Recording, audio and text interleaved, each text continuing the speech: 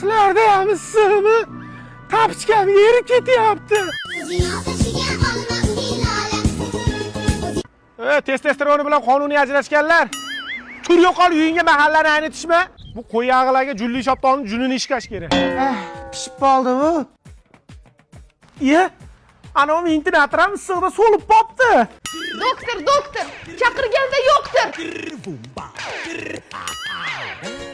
Tinchlikmi otaxon, nima bo'ldi? Ya qizim, belayim bo'lib qopsan-ku.